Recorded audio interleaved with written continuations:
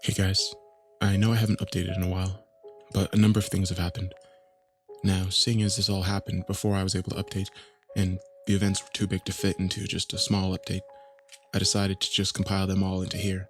I doubt there will be any more updates after this because I definitely feel like this is all going to be over soon. But until this all ends, I'll keep you guys posted.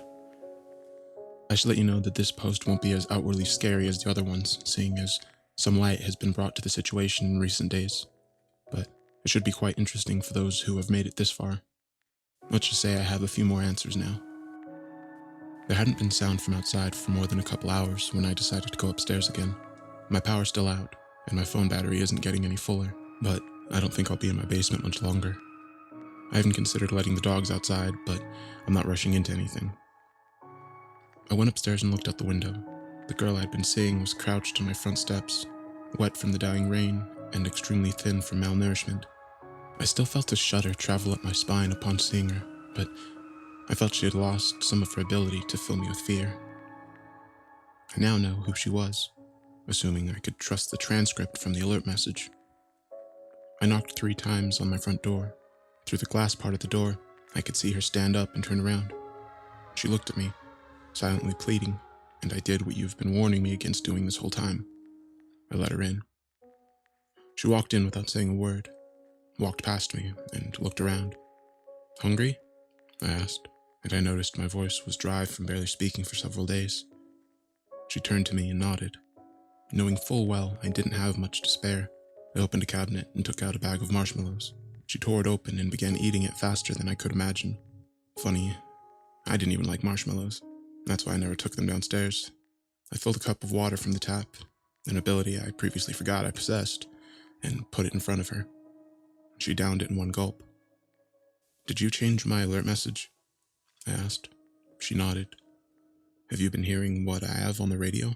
She nodded again. They aren't cops. I noticed that her voice was raspy. She probably rarely spoke. I figured. Are you trying to run from them? Yes. Okay, I said. You can stay here for now. Do you have a house? No. A family? She shook her head. I walked over to the door and closed it. Did you kill my neighbor? I asked. He tried to hurt me. I didn't want to. I told him to stop, but he had a shotgun. So you went to him for help? Okay. How long have they been keeping you locked up? She shrugged. It was 2014 when they got me. 2 years. Shit. Okay, I can help you, but I don't know if these people work for the government or not. But if they don't, I can have them arrested and put away for good. If they do, I don't know. I'm just about out of food, I said. I'm going to go get some for my neighbor. He won't need it anymore where he's going. Okay.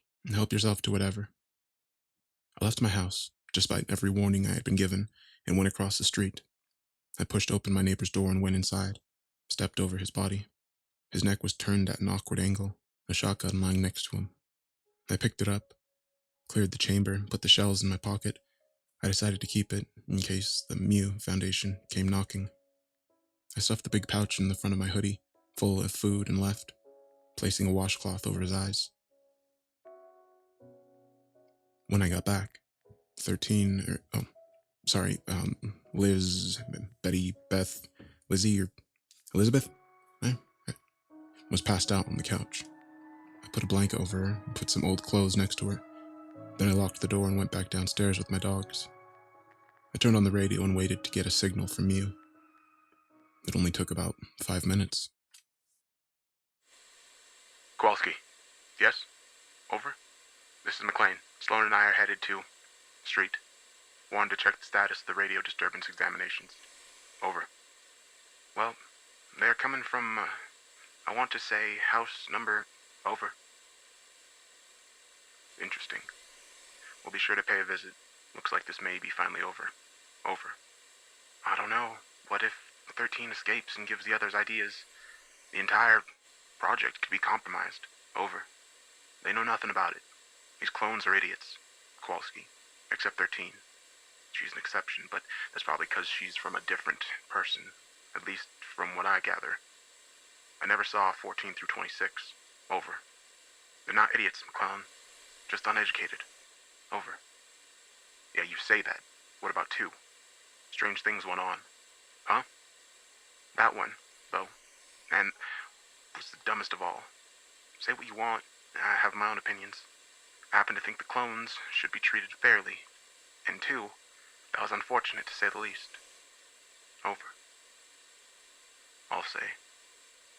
Didn't 2, die? Just out of the blue, right? Colin, what are you getting at? Over. Nothing. Over. Hey, what happened that day, if I remember correctly? You got knocked out for a little while? Over. Was working with 2. He came up behind me and hit me.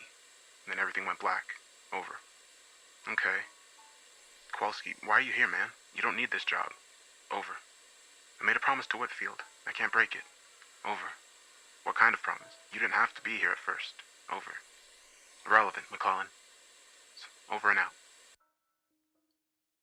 After that, the channel went silent. I went back upstairs to find 13 awake. Did you ever meet McClellan, Sloan, Kowalski, Jones, any of those? I asked. All but Jones. Do you know why they hate Kowalski so much? I asked. Because of the 002 experiment. She said. Did he mess it up? I asked. She furrowed her brow. No. She said. Well, they think so, but I know what really happened. Because I stole the master file. Do the other people on the radio know about it? I asked. Just Kowalski. Because in a way, he's just like me. How so? Well, take a look at the file. It has the names of all the people used for the cloning process. She took a black binder out of her shirt and handed it to me. Here. I opened it up. On the front page, there were 4 columns. In the first column, 01 through 6. Second, 7 through 12. 13, she was the only one not adopted from another person. Fourth, 14 through 26. At the top of every column was a name. Michael Kowalski, Sean, Elizabeth Keller, Henry, withheld out of respect. This is the boy who drowned and was declared later on. Kowalski was the person used to make 001-006. Elizabeth said. Was? During the 002 experiment, he was attacked from behind. 002 killed him and assumed his job, his life, everything. He said the dead one was him, 002, and not the original. I said so, but nobody believes me, and I didn't care. Why would I? Kowalski's almost as dangerous as me, but I think he's like-minded. Are you okay? I gulped. My name is Sean.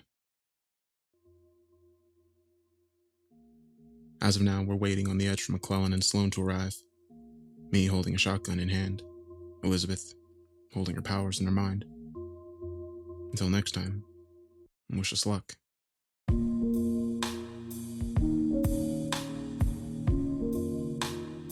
Update.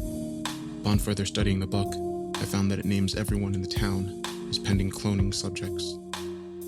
Apparently, in this town, they must take samples of your blood at birth or something. We're all ready to be cloned, but only a few already have.